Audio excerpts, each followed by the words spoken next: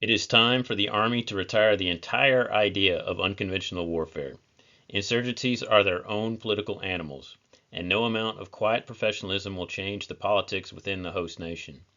It is a generally well known bad practice, under any circumstances, to arm the criminal element at any time or in any nation. This is the primary limitation to any so called unconventional warfare mission. The fact remains that the unconventional warfare strategy is defunct and has historically generated little return for the massive investments made in its execution. If you haven't read Spec Ops by Admiral William McRaven, then I highly recommend that you do. It is a cogent work that is notable to me for what it does not include in its so-called theory of special operations. Namely, the theory as presented defies the Green Berets' Robin Sage unconventional warfare culmination exercise. For those unaware, Robin Sage is the final exercise that newly selected Special Forces soldiers must pass before finally earning their assignments to existing Special Forces units. Robin Sage thus represents a condensed version of the long-term deployment of a team of 12 Special Forces soldiers to a nation with the express mission of building an insurgency and fermenting general resistance to the existing powers that be. A recent example of this mission set is described in the book Horse Soldiers by Doug Stanton, now better known under the movie title of 12 Strong.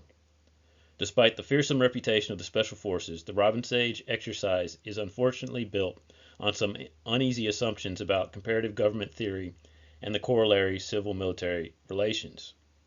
The Unconventional Warfare Handbook, citing Joint Publication 3-05.1, defines unconventional war as activities conducted to enable a resistance movement or insurgency to coerce, disrupt, or overthrow a government or occupying power by operating through or with an underground auxiliary and guerrilla force in a denied area. End quote. This definition is completely at odds with Admiral McRaven's thesis. McRaven, early in his work, on page 2, states, "To develop a theory of special operations, I had to first limit the scope of the problem. This required developing the following refined definition of a special operation. A special operation is conducted by forces specially trained, equipped, and supported for a specific target whose destruction, elimination, or rescue, in the case of hostages, is a political or military imperative. My definition is not consistent with official joint doctrine." End quote. This definition, to my mind, is consistent with any existing police mandates. There is the idea of coordination and cooperation between governments. The special operation, as Admiral McRaven sees it, involves a simple, crystal clear objective that just needs a relatively small amount of space and time to accomplish that otherwise leaves the rest of the population unmolested. The raid to kill or capture bin Laden perhaps being the greatest example of this theory in action. This is completely unlike the quote broader definition from Joint Pub 3-05.1, which seems to embrace the idea of quote reinforcing and equipping the existing criminal elements within a society. An article from 2016 in Special Warfare Magazine, Volume 29, Issue 2, proudly proclaims, to quote the caption text, "Robin Sage students conduct an illicit weapons negotiation. Scenarios such as this one taking place in a tire store are a common occurrence in Pineland." End quote. You don't have to be an ATF or DE agent to see the potential pitfalls of conducting, quote, illicit weapons negotiations. The classic TV series The A-Team is seemingly written on these pitfalls. It is also important to point out here that on the whole, we do not really know as much as we need to know about so-called insurgency. David Ucko, in his book The Insurgent's Dilemma, highlights the street and political nature of insurgency. The Special Forces A-Team themselves may be highly disciplined, quietly professional soldiers. However, the indigenous units they raise are likely little better than an organized street gang. Why does the federal government of the United States wish to saddle itself with the insurgent's dilemma? Iraq and Afghanistan, as major operations, were the antithesis of unconventional warfare.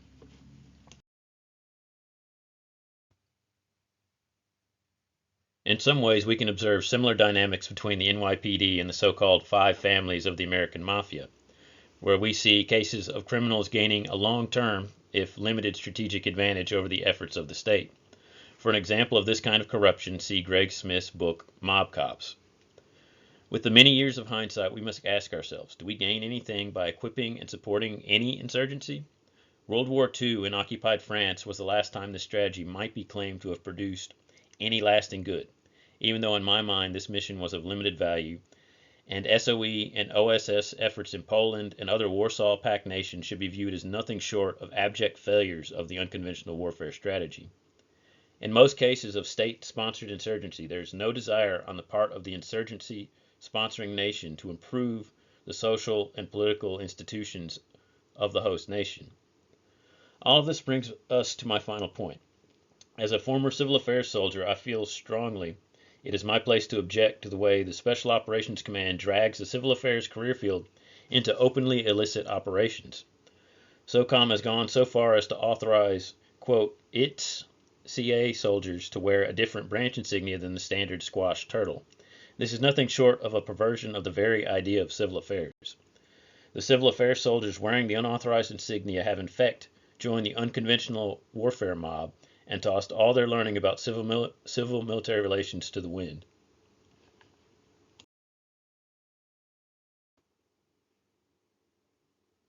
Civil affairs is meant to work within the existing nation-state power structures, or what we might define in Admiral McRaven's terms as, quote, conventional superiority.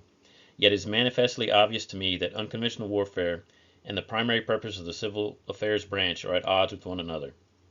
If anyone in the know feels I'm wrong, tell me in the comments below.